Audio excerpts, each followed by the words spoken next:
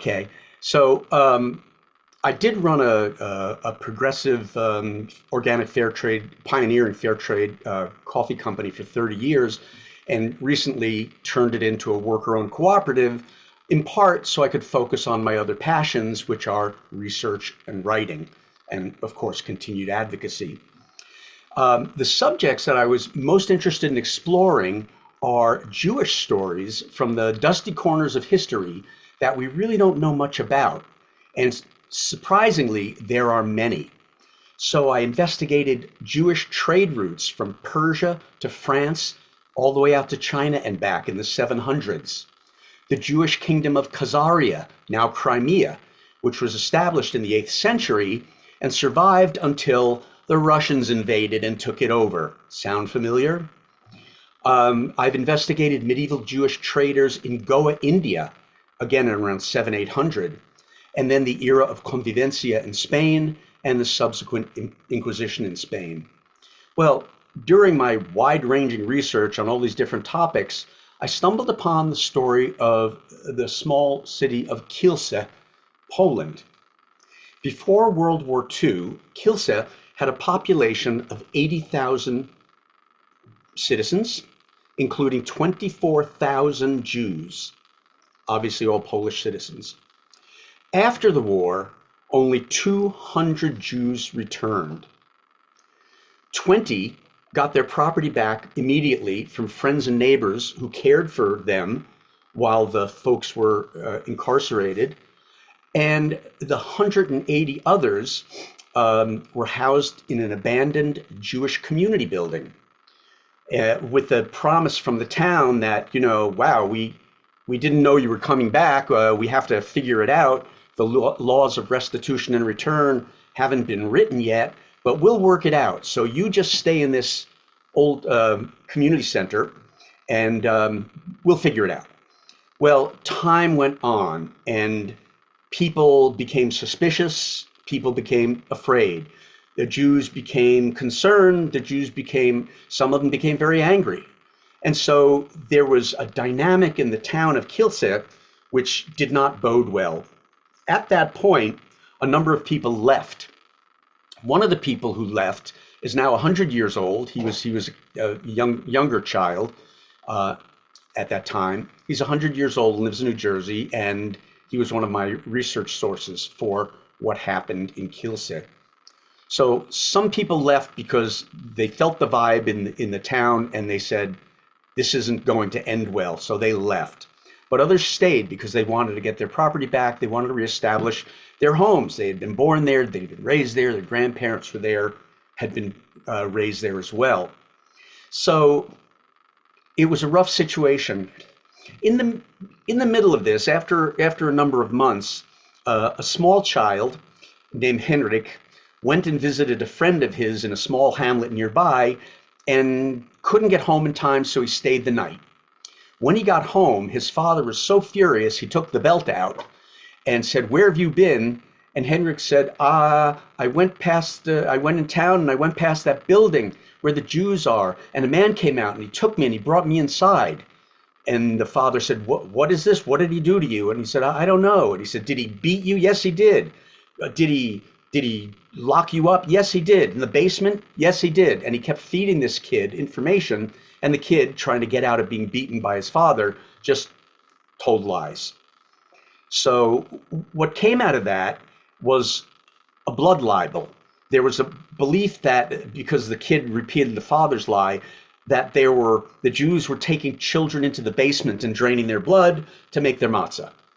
And also as a, if you know blood libel, as an insult to the transmutation of wine into blood and the wafer, that part of Christian ceremony. So that seemed to be a mockery of that. So the father went to the police. The police went to the hotel and realized quickly there was no basement in this hotel, this community center. There was no basement, and nobody had ever seen this kid before, and there were no marks on the kid. It should have been done, but rumors spread. So the rumors spread through town, and people who were already predisposed, you know, predisposed to anti-Semitism, predisposed to feeling guilt, predisposed to suspicion about Jews, and just the upwelling came, and there was a burst of anger, and a huge mob descended on the 7 Plankty Street, the community center, and started attacking the Jews. The Jews locked themselves in, tried to defend themselves. The police came and tried to get people to go away. People went away, then they came back. Then the police came and didn't do anything. Then the steel workers came down, with their pipes and things, and they really did a number. They killed 40 of the Jewish residents and wounded another 40. And so until the army came, it didn't stop. It went on for days. So I read about this, and I thought, how could I have not known this? I'm generally pretty well read, especially in Jewish history. I simply didn't know this. So I asked a lot of my cohorts, and people said, oh, yeah, I heard about that. But then when I pressed them for details, they basically said, well, maybe they hadn't heard about it. But the truth is, not a lot of people had heard about the pogrom at Kielce. So I thought, this is really interesting. So I wanted to research it. So I started to do some research into Kielce, and there were 1 or 2 books that talked about it, academic books, but there really wasn't a lot of literature. So I started to do a little digging in popular literature, in academic literature here, and then I have, because of the research I've done in my life, I know about these different portals that get you into the academic world in other countries. And so I started exploring the academic work in Eastern and Central Europe around not only Kielce, but in the footnotes of the Kielce articles, it would talk about other pogroms and other problems Jews had returning. And I thought, whoa, where is this all coming from? So I kept doing research, and I found that Kielce was not a unique experience. For several years following the war, anti-Jewish violence and pogroms exploded throughout Eastern and Central Europe. And the literature, even though there's little in the US literature, the academic literature in Europe told that darker tale. So Hungary, Poland, Czechoslovakia, Romania, Germany, Soviet Union, including Ukraine at the time, all experienced communal and state-supported violence against returning Jewish concentration camp survivors. And I thought, this to me may be the saddest story I've heard out of the war, that people who actually survived 2, 3, 4 years in concentration camps finally got to go home to be murdered by their neighbors. To me, that was just gut-wrenching, and I thought, people need to know about this. People need to know more detail about this. So I thought, let's do the research. But then I said, why isn't this common knowledge? So in researching and talking to people, I came up with a couple of reasons why people don't really know about this. The first was post-war demographics. After World War II, right up until the last few years, there was the largest mass migration of people in history, as all the borders were readjusted throughout Eastern Europe, some of Western Europe, and large populations were shifted from one to the other. So the Poles kicked out the Czechs kicked out the Hungarians kicked out the Romanians, and most people kicked out the Germans. So there were these massive population movements of hundreds and hundreds of thousands of people crossing all the European borders for the couple of years following the war. It was a terribly unsettling time for the borders of these countries and the populations. So frankly, nobody knew who was where. And so in that mess of several million people shifting borders, the fate of several 100,000 surviving Jews coming out of concentration camps simply got lost. It was not a story of interest. And so it wasn't documented, it wasn't followed, it wasn't talked about. In addition to that, after the release from the camps, most survivors had to go to dis, displaced persons camps first. So they would get their health back, get deloused, get nutrition, and basically get a little bit of psychological input to help them get on their feet. And some people stayed a month, some people stayed 3 months, some people stayed a year, and some DPCs, some displaced person camps, operated for 6, 7 years after the war, and Jews were still in those camps. So the stories about where they went afterwards and what happened to them, again, it got lost. Nobody was following up once they left the displaced persons camp and theoretically went home or went elsewhere. So that was the second piece. The third was that, as we know, I'm 70. Our grandparents weren't talking about it here in America. Nobody wanted to talk about it. And so even though I grew up in Queens, where a lot of the elders in Queens had numbers on their arms, nobody was talking. So their children and grandchildren didn't learn the stories. Then there was the literature. What little published research on return exists mostly in nonfiction. There's some really good books like Fear and Neighbors by Jan Gross about the Polish experience. Karatz's book on his family's return experience. But it's really, that's about it. And those books, frankly, aren't read widely. Not too many people in America have heard of Peter Karatz or read his works. So in novels, and now there's 10,000 Holocaust novels on Amazon. And, we know, right? The tattooist of Auschwitz, the tailor of Auschwitz, the dancer of Auschwitz, the electrician of Auschwitz. It's embarrassing, frankly, and there's a lot of controversy about, how accurate these things are, and do we need another book like that? But to be honest, people are making good money on it. So the literature, most Holocaust accounts, pretty much all Holocaust accounts, those 10,000, they go directly from the camps to liberation. And the next chapter is the new life in the US, Great Britain, or what was then Palestine, right? If there's any mention of people going to their original hometowns at all, it's very, very brief. It usually goes like this. The survivor went home, showed up, knocked on their front door, expecting to be let in. The door opens, someone else is living there. They say, go away, the door's slammed. The people leave, next chapter, Great Britain, etc. There's the townspeople are two-dimensional evil characters, and that's it. There's no analysis, there's no understanding about what happened and why people did what they did. So I thought there can't be all there was, and there's got to be some place where I can find this out. The townspeople, they had their reasons for doing what they did. Not good reasons, not moral reasons, but it's reasoning nonetheless. And I think if we want to know the reasons for the post-war pogroms and the continuing anti-Semitism and violence against Jews everywhere, we need to dig deeper than those cartoon cutout villains that we see in the marches in Charlottesville, or wherever. Something's going on there, and I wanted to find out what it was.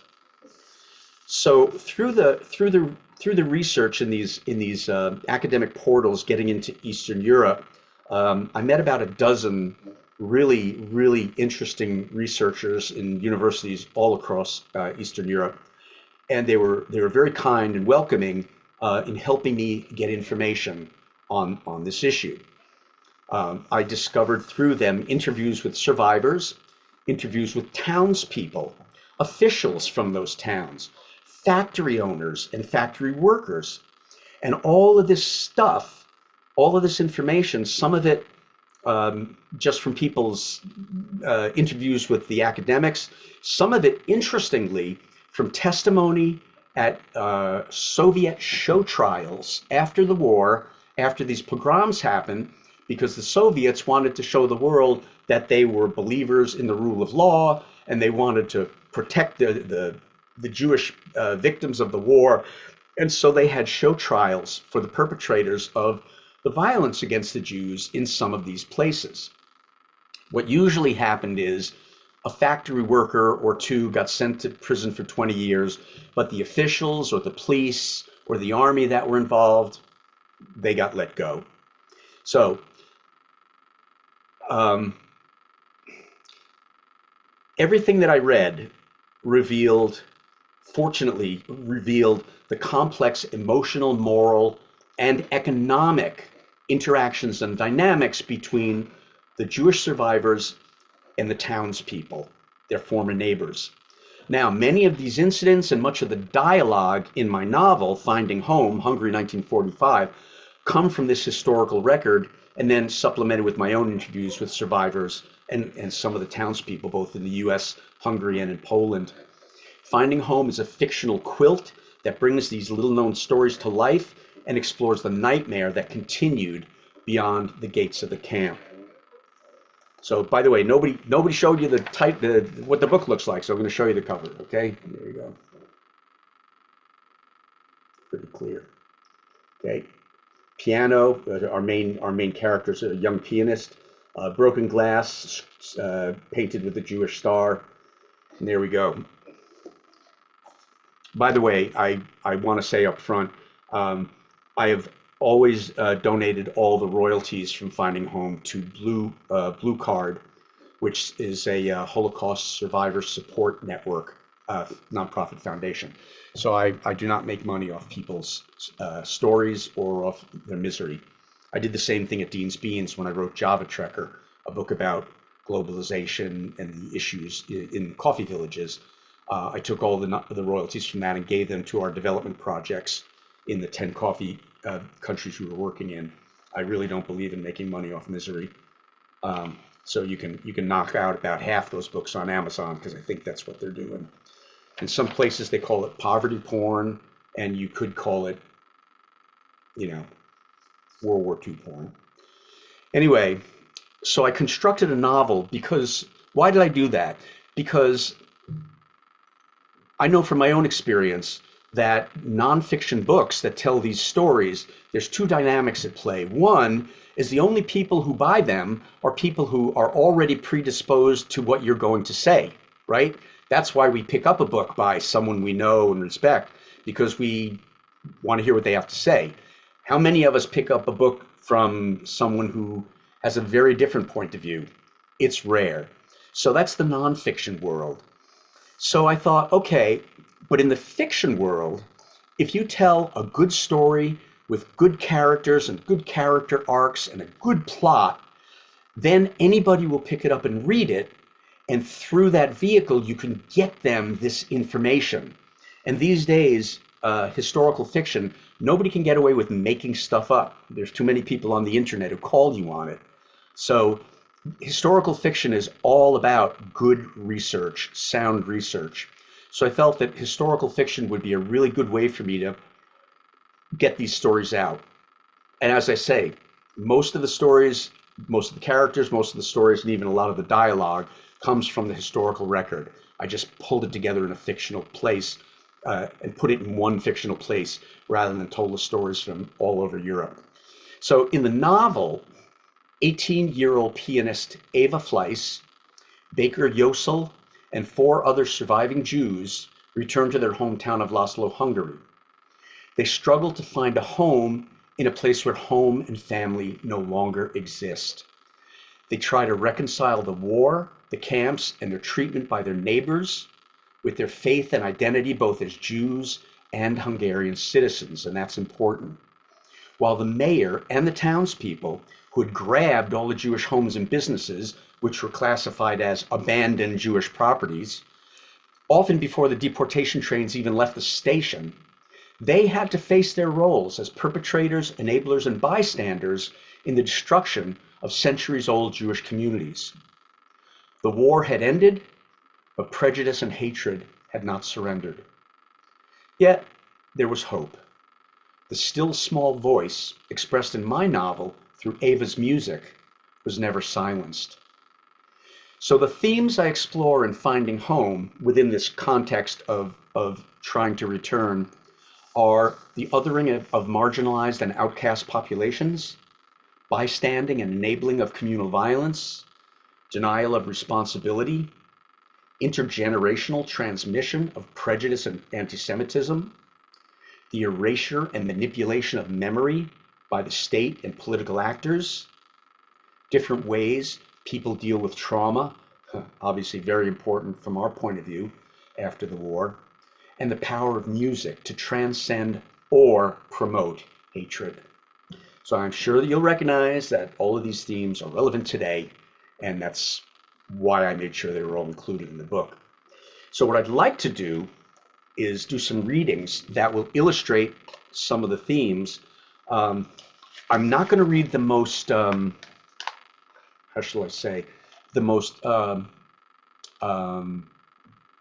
flowery and sort of lyrical parts, because I want to focus on the writing that describes people's feelings and what they were going through, as I think that's really what I'm trying to get through in the book.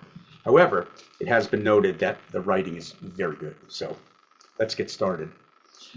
The first reading is what happens when they get home. So the Jews come back on a cattle car, same kind that took them to the camps. They get out, the police are waiting for them and say, you can't go home. The town clerk will have to tell you what that means. Tomorrow you can go to his office, but you can stay in this abandoned hotel here in Laszlo, this old Jewish hotel that we can't find the owner. So it's an abandoned hotel. And of course, the Jews on the train say, of course you can't find the owner. He was with us in Auschwitz. He's dead.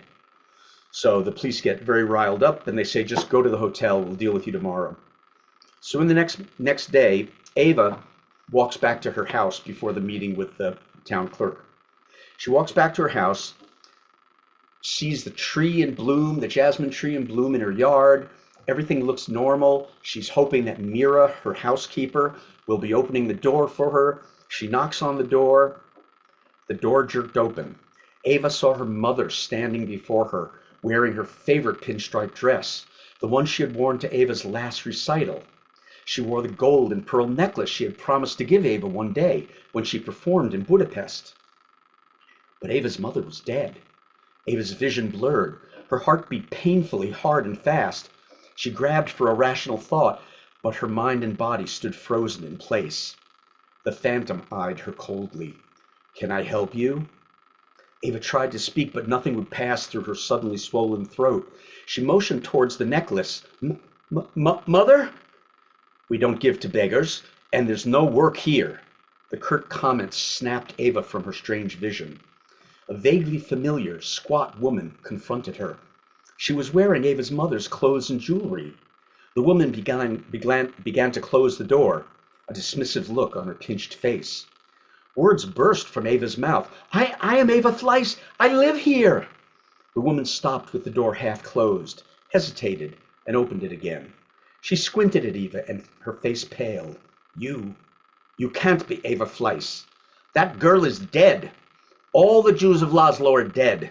What a cruel joke. Have you no shame, girl? Go away. She slammed the door shut.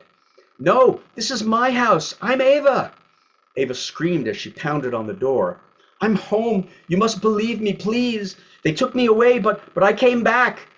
A wave of nausea and dizziness crashed over Ava. She crumpled to the ground and sobbed heavily. Her hands stroked the door, pleading with the house to come to her aid. I need to come in.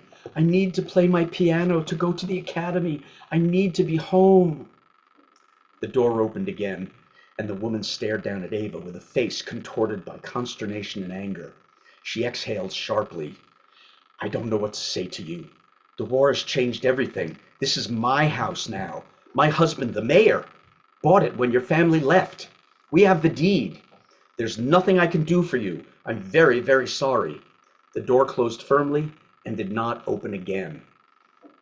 I cannot tell you how many emails I got when the book came out of people saying that was my grandmother's experience when she was a child, and they knocked on the door and the door opened and a mother and child answered it and the little girl was wearing her clothing. I heard the story over and over again. So As Ava and the other Jews try to find their way, Ava tries to reconnect with her high school friends. She had just graduated high school, and the deportations in Hungary took place in June, right after high school graduation. So a week after high school graduation, she was deported. And the night before deportation, she was sitting in a park with Andras, a boy in her graduating class, and they were just about ready to kiss. And the police van roared by and made the announcement that all Jews had to show up in the morning with their valises, only one valise. And so that broke the magic with Andras, and that was the last time she saw him. Well, now she's seeing him again. They're both 18 years old. They're in the park, and Andras is smoking a cigarette. He took a deep drag, then sighed through a cloud of smoke. I'm sorry, Ava, I really am, but this hasn't been easy for us either. After you left and the Arrow Cross, the Hungarian fascists, took over, everybody who had Jewish friends was suspected of being disloyal to Hungary. People whispered about each other and made accusations. I got taken into the police station. They slapped me. Can you believe it? They slapped me. Then they questioned me about our relationship. They said we kissed. Why did I kiss a Jew? They said my blood would be polluted if we went any further. And you believed them? Andras's face flushed. No, of course not. It's hard to explain when the police, the Germans, the teachers, everybody in authorities tells you something is true over and over again. Even if it doesn't convince you, it confuses things. It makes the truth and the lies sort of equal. His eyes turned downward as they crossed the square. Look, Ava, I just don't know what to say. Even before you left. You mean before my family was deported to a concentration camp, she thought. She wanted to scream out the bitter words. She was so angry about people tiptoeing around the issues that had deformed her life. But she didn't want to alienate Andras. They had almost kissed once. It was on the radio every day. Everybody was talking about it, even at school. Constant bad things about Jews. Pure Hungary, free from Jews, bright future. It was on the newsreels and in the newspapers. It kind of took over, even at the university. His eyes begged Eva for a sympathetic response. None was given. Andras changed the subject. So your professor is coming back. That's great. How's your music coming along? My music? She chuckled sardonically, the dead feeling rising closer to the surface. When my life was stolen and I was sent to the death camp, I felt like I had slipped down into hell. Music was the only thing I could control, even if it was only in my head. The young man shook his head slowly as he whistled a long note. I can't imagine what that was like. No, he couldn't. The people in the town, I found that townspeople were quite arranged. There were some who felt awful the minute the deportation happened. They protected Jewish property, but that was, that was by no means the majority. And so the transmission of anti-Semitism in villages like Laszlo was multifaceted. It was multi-generational. It came through the church. People told me how they learned in church about the Jews killing Jesus and about the Jews taking the blood from Christian children. That the priest told them that from the pulpit. So from a young age, they got that. They got that information. And in some churches today, that sort of thing still goes on. Very rarely, but it's still out there in some odd churches. But this is the story of Victor. He's 11 years old, one of the small kids in town. And his father is one of the policemen, one of the bad policemen who did his job. So Victor's living at home with his father, his mother, and his grandfather, who's in a wheelchair. So, what did you do today, Victor? Grandfather asked. The scouts built a fort in the woods behind Yorgi's house. Then we made some spears and knives to protect it from attack. "Ha! That's my boy!" cried Victor's grandfather, spilling some of the wine on his pill-covered brown cardigan sweater. "Get ready for the next battle. We need to get the land back that was stolen from us after the Great War. 2/3 of our country gone. The Treaty of Trianon, agreed to by traitors and cowards." Victor stood erect and recited, just like in school. Grandfather wagged a finger at Victor. "How many of our Hungarian brothers are under the yoke of the Romanians and the Czechs now? We must free those lands and become Greater Hungary once more." Victor beamed at his grandfather. "Yes, sir, we will beat the Jews and the Russians again." The old man's clouded eyes shone brightly. He looked around the room suspiciously and spoke to his grandson in a conspiratorial tone. "We have to be careful, my boy. Those Jews are treacherous. Ever wonder why great empires come and go, but the Jews always remain? It's not because they're intelligent. They can't write good music and they never invented anything. No, the secret lies in their cunning. Do you understand that, boy?" "Yes, grandfather," Victor said, hoping to get it right. "Their secret lies in their cunning." "Exactly. They let the others do the fighting and make sure they back the winning side. Then they come in and grab the spoils of war. That's why there's so many Jewish counts and barons. They get titles from the emperor for giving him money after every war. Never trust anybody but a true Hungarian. We are Magyars, boy. We must restore our glory, like we did in the Great War until we were betrayed. Don't worry, grandfather. I will fight for the honor of our country. That's my boy. I'm proud of you." He sipped his wine and leaned back in his chair, closing his eyes. Victor could tell from grandfather's twitching eyelids that he was reliving the battles old men never lose. That's what his mother had told him.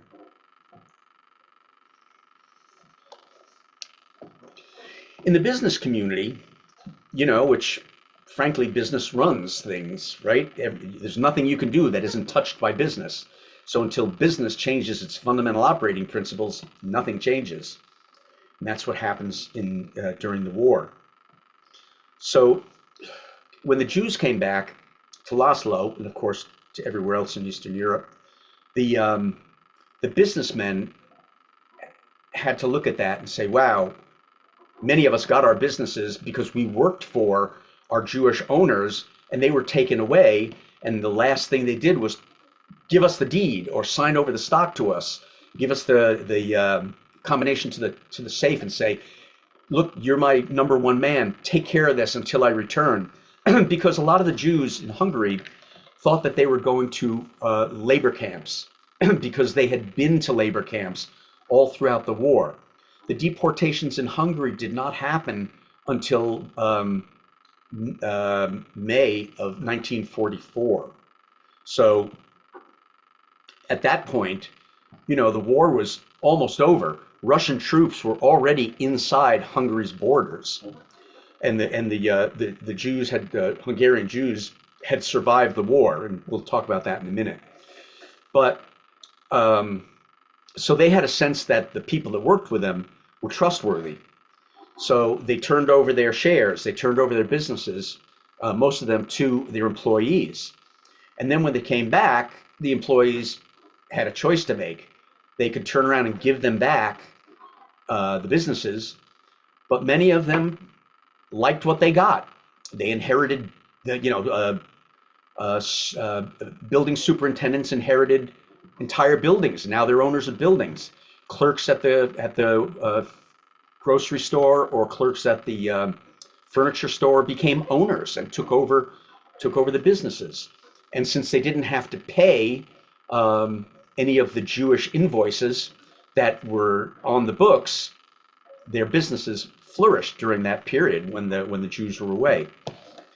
So the business council gets pulled together in Laszlo to figure out what to do about the returning Jews. What are they going to do? The mayor looked around at a sea of ill-fitting suits. Many of the men in attendance had obtained their businesses or increased their wealth by plundering Jewish properties.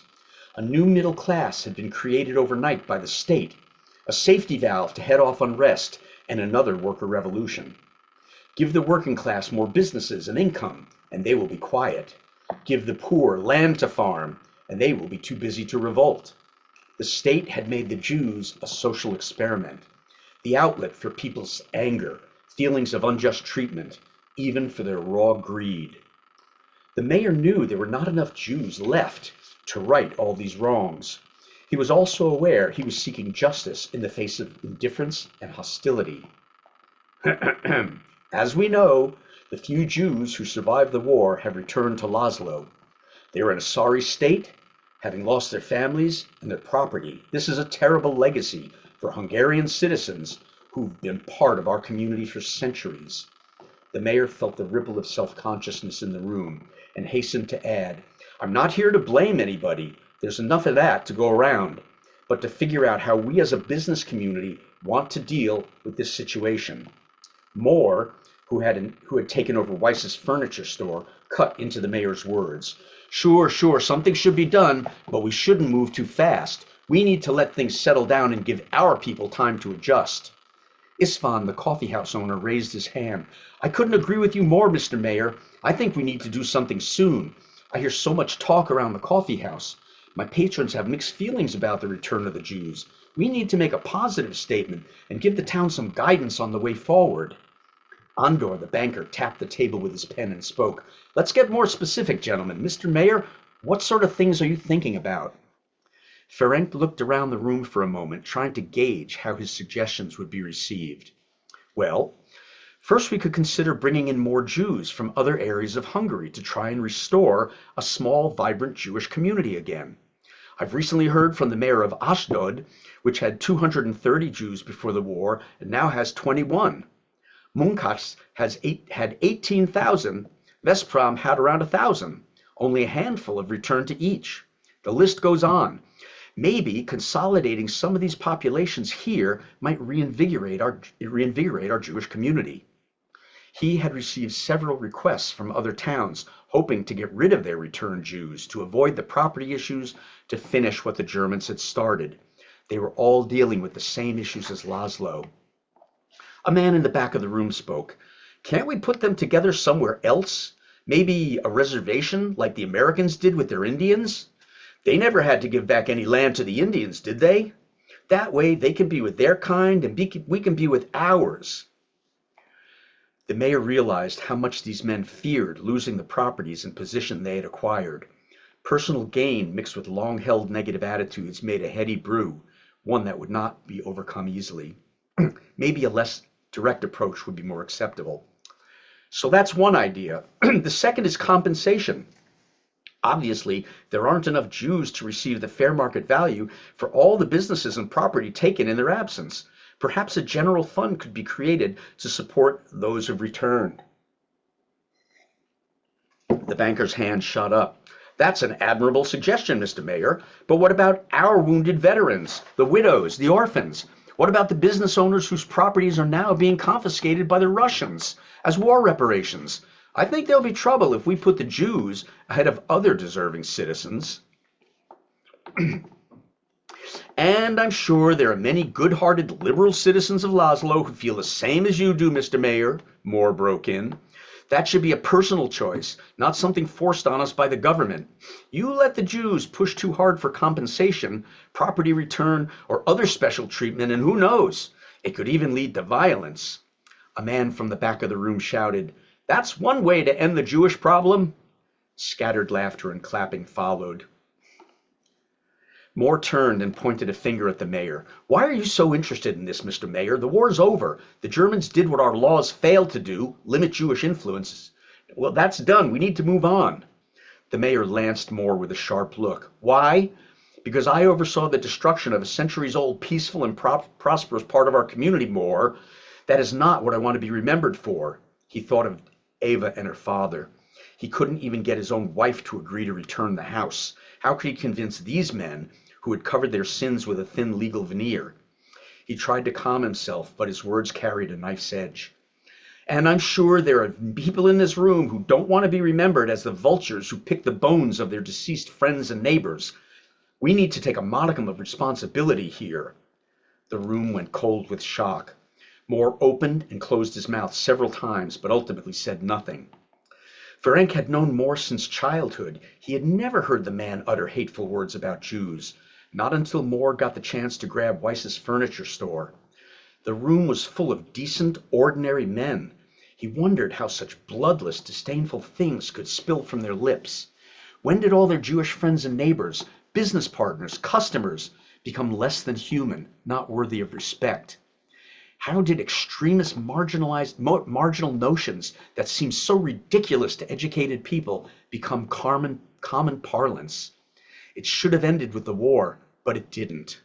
The soul of Laszlo was deeply infected. So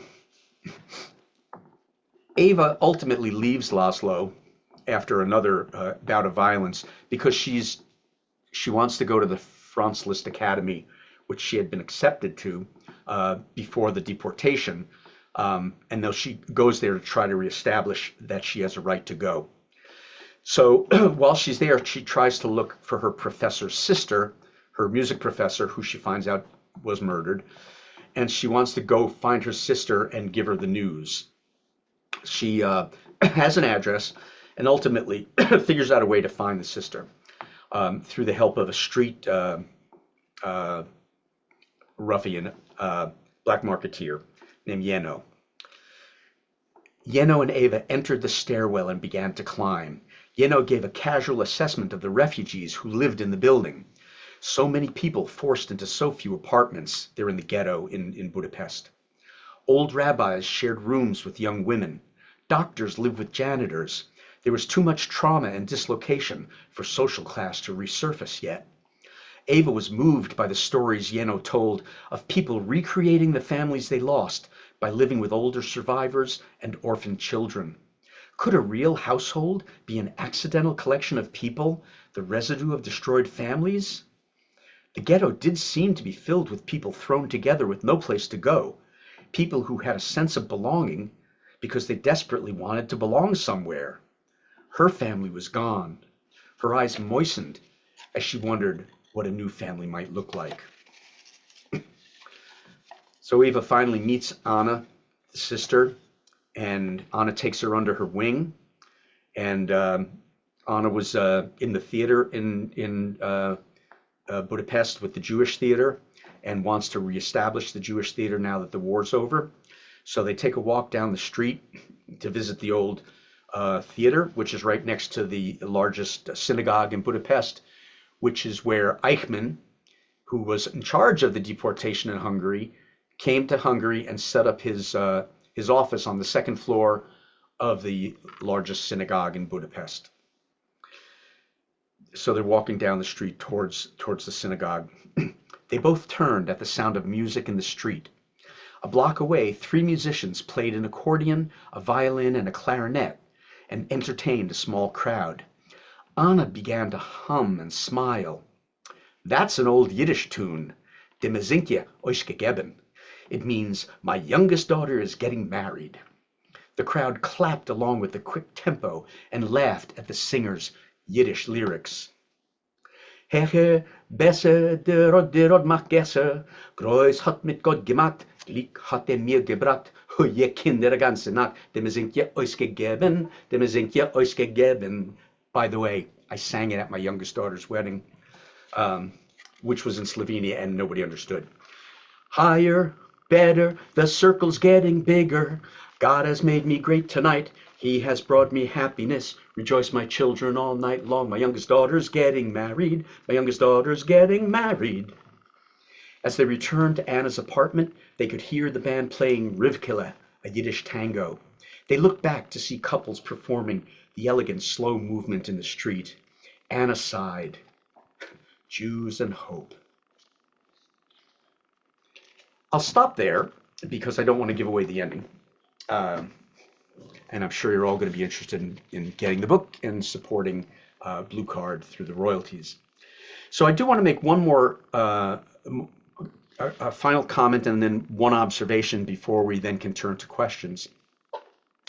So Finding Home Hungry, my book, is a cautionary tale for our time and sadly for all times.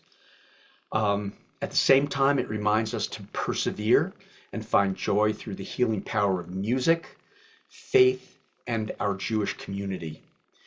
It's going to be a reading experience that's difficult at times, but heartwarming and sobering and ultimately hopeful.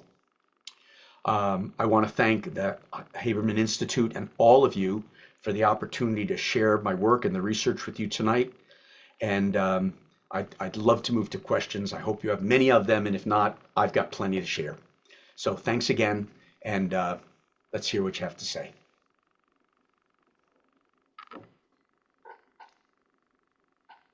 Thank you, Dean, for sharing excerpts from your book and some of what you learned from your research into this time period in history.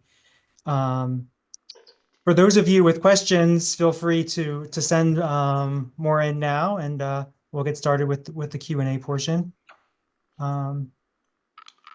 There's a question here from someone in Australia who notes that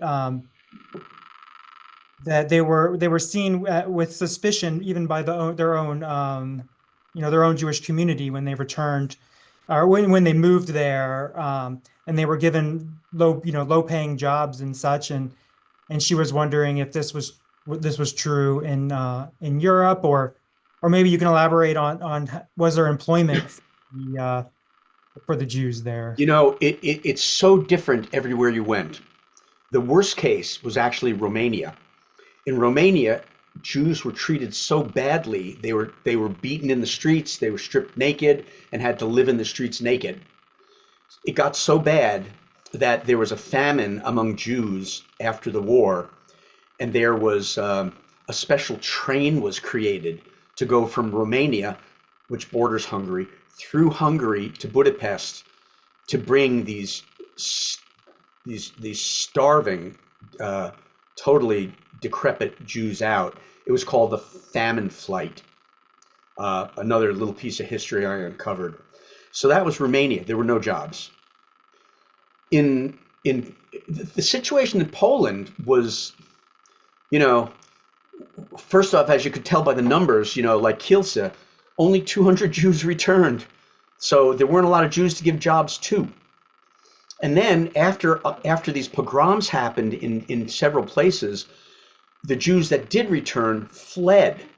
In Poland, they fled 1,000 Jews a week were fleeing after the Kielce pogrom. And that made actually a lot of Poles happy because, as one person commented, it's in the book, they finished what the Germans had started. So in other places, in Hungary, Jews came back, and even though there was a very large loss of life in the Jewish community, especially in the rural areas, they were pretty much wiped out. But when they got back, there was work, and businesses could be restarted. But it was slow. A lot of black market stuff and a lot of menial labor. But a lot of Jews also did get their business. Some Jews got their businesses back and then employed other Jews and got the engine going again. And because of the good work of the World Jewish Congress and other what's the other one? The blanking on the term. Anyway, the World Jewish Congress, did so much work in identifying the Jews, getting them tied in with their relatives in other countries so that support could come from the families to support people.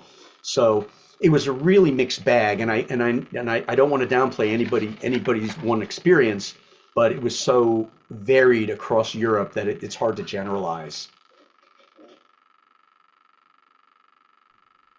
Thank you. And following up on that with questions about the business,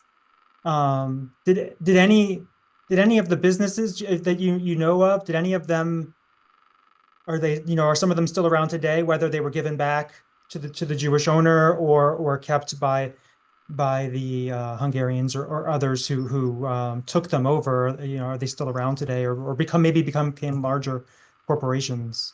Yeah, from the ones I studied, there are some furniture factories that are very well known, that were Jewish furniture factories taken over after the Jews were taken away, and brought back, and now they're big and famous, and only have minor Jewish participation in the ownership because they become more publicly widely held.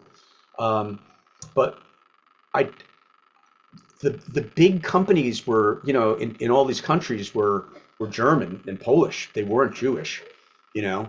I mean, outside of some bankers, there weren't really a lot of really big Jewish concerns. So the small ones in the rural areas were simply pretty much wiped out in most countries. In the urban areas, some of the businesses were recovered and did well until their owners decided to leave, because not everybody, once they were back and there weren't a lot of families and there was still anti-Semitism, there was quite a flight. So once again, there are so many countries involved and the situation's so different in each, but to my knowledge, there were not a lot of big companies that thrived afterwards, but some of the smaller companies in the cities were reestablished. Thank you. Yes. Interesting how the effect of businesses on the community and whether or not they continued on. There's a question here on another aspect of the community about the role of the church you mentioned in your book. I don't know, from your research or talking to people, do you have more to share about the role of the church? Wow. Yeah. So one of the reasons I put this book in Hungary, and there are several, and I want to mention it, but I was going to do it in Poland originally because my grandparents were Polish. My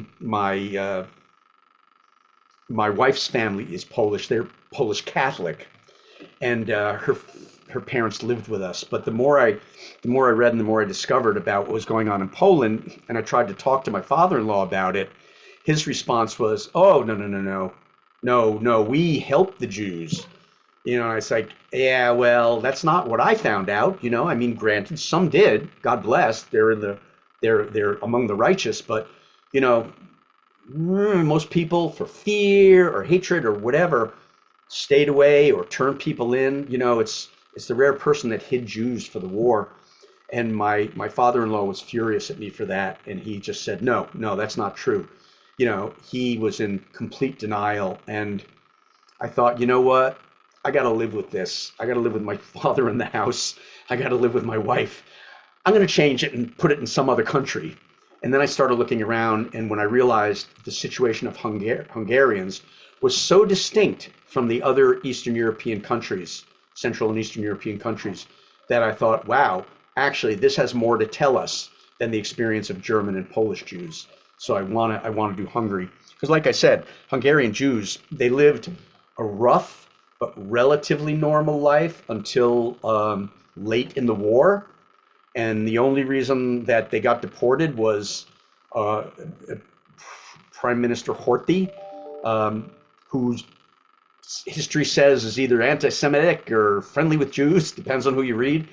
But Prime Minister Horthy refused to deport the Jews, even against Hitler's direct orders, right through the end of the war, towards the end of the war. But then Hitler found out that Horthy was trying to cut a deal with the Allies to get away from Germany at the end of the war, in the hopes of maybe grabbing some of those greater Hungarian territories that were taken away by the Treaty of Trianon after World War One. Hitler found out about it and ordered an invasion. So German troops invaded Hungary in mid 44 and immediately started the deportations. And within 5 weeks, 5 to 600,000 uh, um, Jewish Hungarians were sent to the camps. It was the biggest deportation in the war. So that's why I was interested in Hungary, because Jews had a false sense of safety, even when things were tough. And the Nuremberg laws limiting Jewish participation in law, medicine, sports, theater, universities to the population that Jews represent in the population, 6%, even though Jews are 50% of the lawyers, 60% of the doctors, etc. They could live with that. Some people left, but other people said, we can live with this. But that was betrayed by the end of the war. And I thought that's more realistic, because for those of us who feel that anti-Semitism is growing here and growing in other places, Hungary for me is a better example, because people for years lived with it and said, it's not bad enough to do anything about it. Not bad enough to do anything about it. And then it was too late. So something to be learned from that. Um, you know what? I missed the question. Can you repeat the question? I want to make sure I got all the answer in because I got off on Hungary. We did the business question. Business question. The question here was the role of the church. Oh, wow. Thank you. The role of the church. Yeah, my father-in-law. So I've spoken to a lot of Poles, especially, and some Hungarians about this, Jewish and Catholic. And the Catholics, the older Catholics say that, oh, yeah, they heard, from within the church, very anti-Semitic things. Others say, on the local level, my priest was very friendly with the Jews and, helped some get out. So again, it's about the local level, really, because, what the Vatican was doing or what the bishops were doing, really didn't have impact on the ground, but what the local priests were doing, that had significance. Some of them were rabid anti-Semites, and some of them were very, very Catholic, decent people. And I've heard that both from Jews and from Christians. So, yes, the church was and has been for generations a font of anti-Semitism, but it's also been, when it's true to its own principles, a friend. And that's where we are today. Yes, very, very true there. There's a follow-up question here. Did the Christians who took over Jewish businesses and homes lose them when the communists came into Hungary?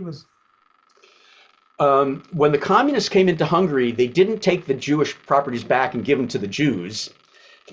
They took over properties and gave them to their spoils of war. I talked about the reparations, that when the Russians came in, they started taking over factories and saying, you attacked us as part of the Axis. You attacked us, and so we're taking these factories over as war reparations. They never gave them back to the Jews either. So the short answer is no. Jews didn't get things back from the Hungarians much, and they didn't get things back from the Russians. The Russians were more interested in taking things for themselves. So within 2 years there were laws, and I talk about it in the book. There were laws for the restitution of property, but here's the problem. The Jews didn't have money for lawyers, and there weren't Jewish lawyers, and there weren't necessarily Christian lawyers who wanted to represent the Jews in their own communities against their neighbors to get stuff back. So that's one of the things that Moore, the furniture man, he realizes. If Weiss and his family come back, it's going to take him years in court to try to get this property back from them, the furniture store. They don't have the money. They'll give up and they'll leave. And that's what many people did. So the law was not very helpful. I mean, we know people are still trying to get paintings back, right? So it was unfortunate that the law, even when it was in place, was never effectuated efficiently to make a big deal for people. Yeah. It's reminiscent. I had the opportunity to see last week Leopoldstadt. It's here in the Washington, D.C. area right now. And the story there is, very similar, where the piece of artwork on the wall that's there for so much of it is, taken at some point, and decades later, they still don't have it back. So, there's a couple of questions to get sort of to your title, about the process of getting home. And this person notes, today we take for granted that it's easy to find each other and find your way home. At that time, my grandparents were separated and only found each other through word of mouth and a miracle. No cell phones back then. I don't know if you want to speak more to that theme. Yes, it is a miracle that anybody found anybody, because most people didn't reconnect when they went home. They reconnected somewhere else. And that's why I mentioned the World Jewish Congress, and the Joint was the other big joint committee. A Joint Distribution Committee, JDC, still exists today. I still fund it. Um, yeah, the JDC and the World Jewish Congress spent millions of dollars and had so many volunteers working to try to reconnect people. And they were very, very, very successful about finding people's relatives. And that was all with letters and telephone calls and telegrams. Yeah, no internet, no cell phones. It's mind blowing the work that they did. And it was all based on paper. And since most people had no paper, right? Since most people had no paper, they didn't have passports, they didn't have their birth certificates, they didn't have their marriage certificates. All that stuff was destroyed, you know. It was very, very hard. That's why a lot of people didn't leave the displaced people's persons camps. It was very, very hard to reestablish an identity and to be found, you know. So, there's the comment on that. It is a miracle that as many people connected as they did. And it also happened years after the war. For example, here in America, there's so many stories of people.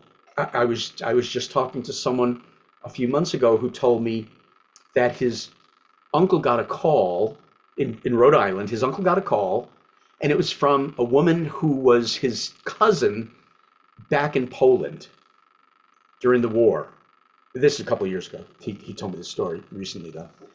And he said she had found him through some newspaper column that mentioned the guy's name.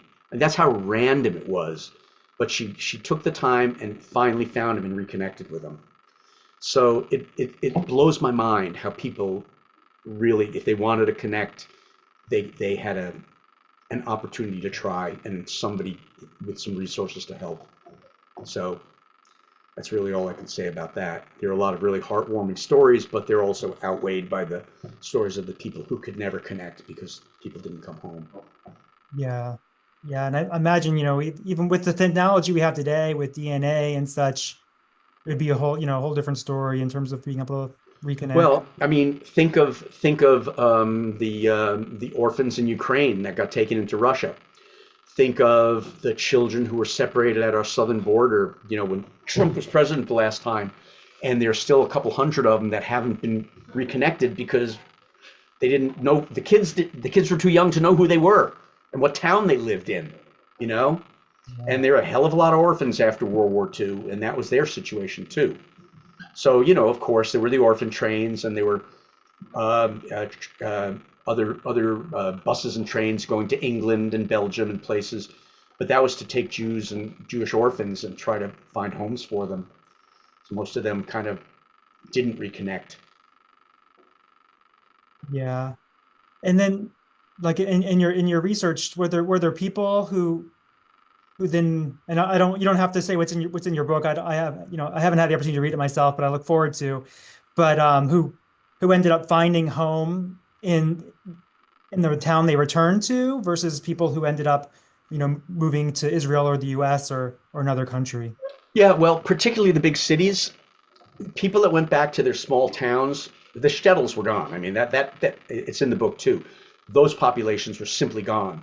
The Eastern European shtetl society was wiped out, gone.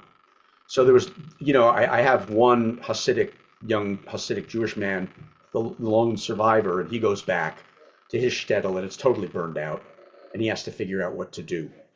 So there's that. Um, so going back to Budapest, yes, you could stay, and people did stay. Going back to Warsaw, you could get away with that. Going back to Poznan, maybe, but going back to Zakopane in the south, even Krakow, nope. People didn't go or didn't stay. But yes, if for the cities in particular, all across Europe and the cities in particular, Jews could find their home again. Yeah. Thank you. Um, and there's a question here. It's sort of a follow-up, but maybe it's just a restatement here. But I guess even in the big cities, how long did it take for people to sort of reassimilate back into into the culture, into the, find jobs and housing I and think whatnot. that was a function of their educational level. It was a function of their psychological state. It was a function of whether there was anybody else there. You know, I mean, a lot as I read in that little passage of Ava going up the stairs and thinking, what's going on in this building? All these families are reconstellating from nothing because people desperately want to get together, and that's what happened. So many people got married in the displaced persons camps because they knew that their spouses were gone, but they desperately wanted a family, so they reconnected. So again, there's no blanket statement. There are so many people that successfully reintegrated by either finding family or community that survived or creating one. And again, it was their psychological state, it was their health, their financial possibilities, their skill base, education level. Um, but for the people without all those resources, I don't think it went very well. Yeah, yeah, that's I mean, understandable. that's understandable, right? Yeah, it's totally understandable. And um, somebody asked another question here about having means to some degree, and how did people get to the how did they migrate to the countries such as the U.S. and Israel? Well, the World Jewish Congress and the Joint Distribution Committee did a lot to fund people to go over. So for the first year or 2 years, pretty much those costs were covered. If somebody had a relative that that WJC or the Joint found a relative and made a connection, and the relative, even if it was a distant relative in America, said, "Yeah, we'll take care of them," the Joint or WJC paid for them to go over. So there was that. Um, there was frankly just a lot of Jewish money coming in to help the survivors, and that was it. And it wasn't because the governments were friendly. We know that, you know. Jews weren't really let in during the before the war or during the war, and even Jewish migration after the war was very, very difficult. But if you had relatives who would sponsor you, say they'd take care of you, then you had a better chance. So I wanna share a really interesting little note. I think people will find fascinating, um, and that is, we always hear about the Jews came over here, and when they got to Ellis Island, somebody said,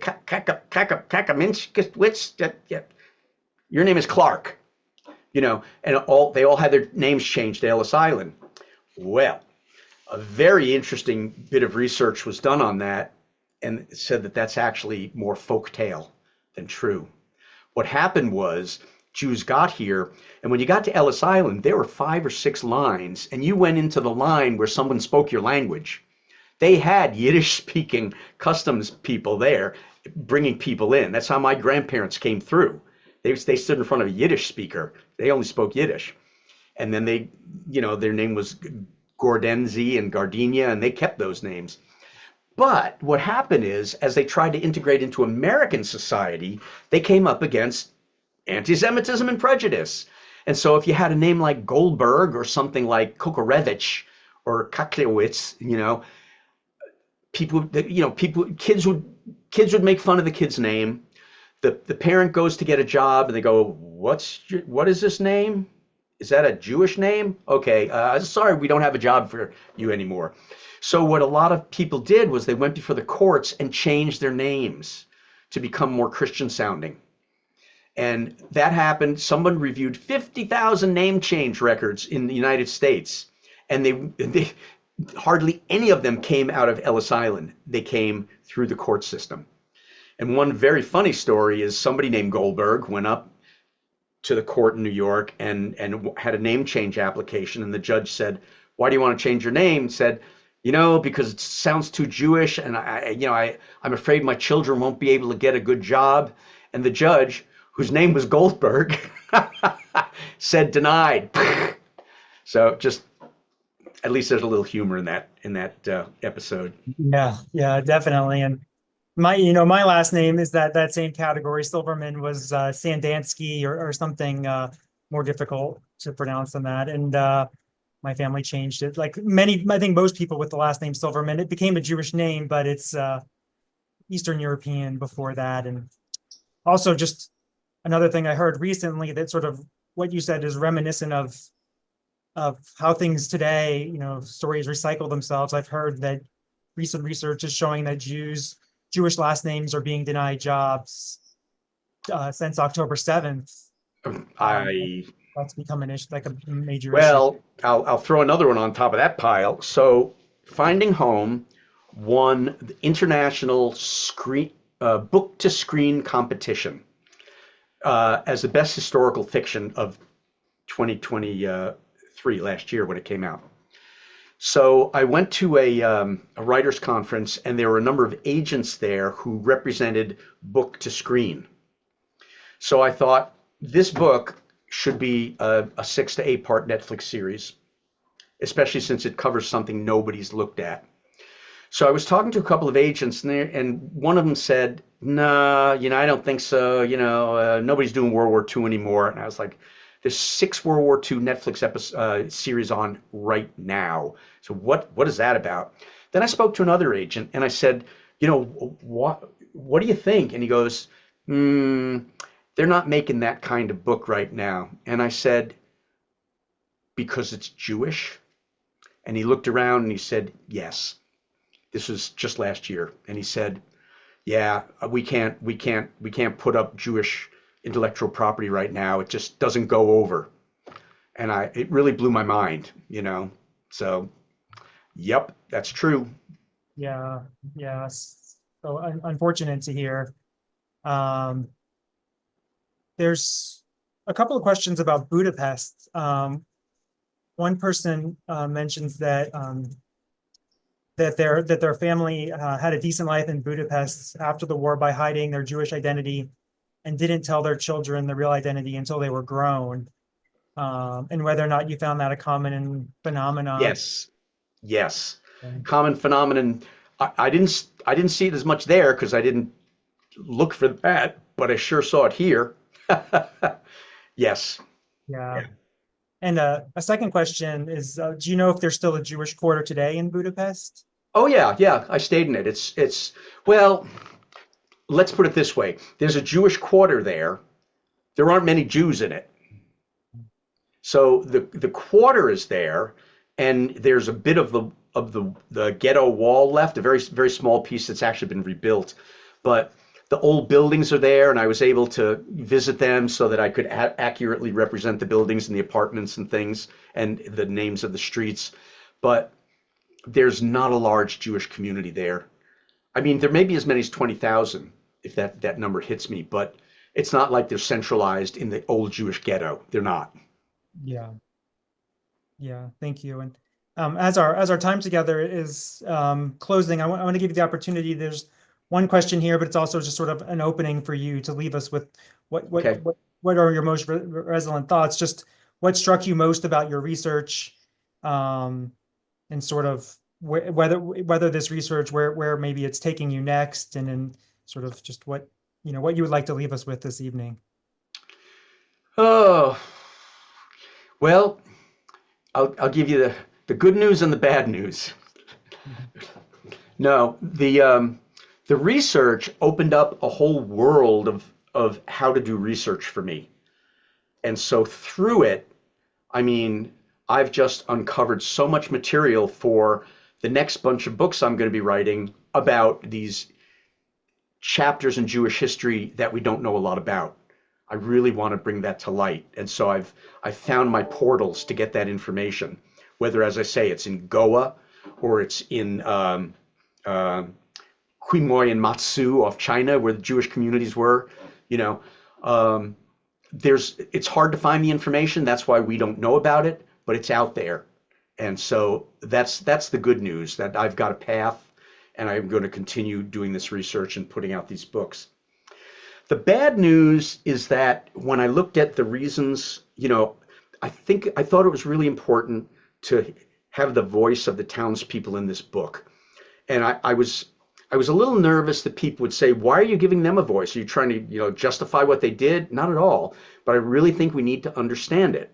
Some of it's compassionate and some of it's awful, but it's real, and so when I did that, I said, these are the same voices I'm hearing today, the same reasons I'm hearing today for why we have to get rid of Jews. I mean, they were shouting, Jews, you can't replace us in Hungary during the pogroms. They were yelling, basically yelling, Jews cannot replace us when the Jews came back. And I read that in the translation. I said, oh my God, it's just, it hasn't changed. Frankly, it hasn't changed in thousands of years. It just, it's the metaphorical part of the book is addresses this. It's sort of baked in the soil, and every now and then, when the roots are nurtured, it springs out. And then we go through these periods. The butcher and the baker are arguing, and the baker said, it's just this bad period that we got to wait through till the good times come back. And the butcher says, you got it backwards. It's these short periods of goodness that we have to hope for till the bad times come back, and on it goes. And we've been blessed at our age to have been after that and to have lived a relatively calm life until recently, and here we go again. So what can you say? Some historians used to say that the cycle was 50 to 70 years for history to repeat itself because people have forgotten the lesson that they learned 50 years ago. Because of the internet and social media, I think that 50 to 75 years is telescoping. I think that young people today have maybe a 20-year horizon before they forget everything.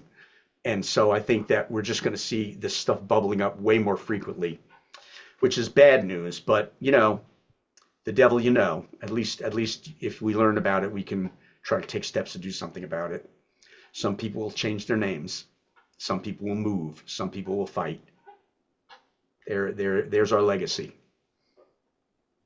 Yeah, yeah, that's it's unfortunate, but I also heard a little bit of a gleam of hope in there that your book and other lessons from the Holocaust, we can learn from, as a community and as a world, and hopefully there'll be enough others on our side to never see what happened again during World War II. So May it be so.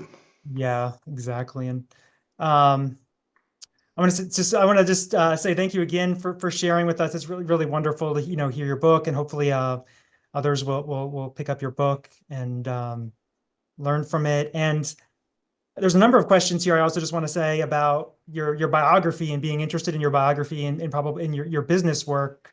Um, so All you got to do is Google Dean Cycon and it's all there. it's all there. Yeah. So All of it's out there.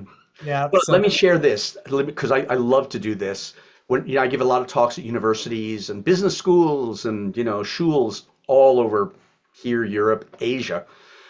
I always give out my email. I want people to contact me. If you want to follow up and say, I'm thinking, how can I make a business that's a tikkun olam based business like I did successfully for 30 years.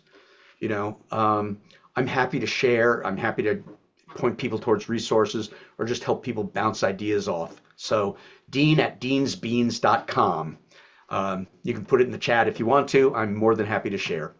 yeah, And and we feel can free to include contact it. me. Yeah, thanks wonderful. Thank you. We can include it in our follow-up email that we'll send after this program. So that's Great, wonderful. great. My gift to Haberman. Yes, thank you. And we really appreciated it and you sharing your expertise and all your learning that you research you've done. So and we look forward to learning what you'll do next. Oh, So lots in store. Lots in yeah. store. Do you know there was one successful uprising against the Inquisition in Spain?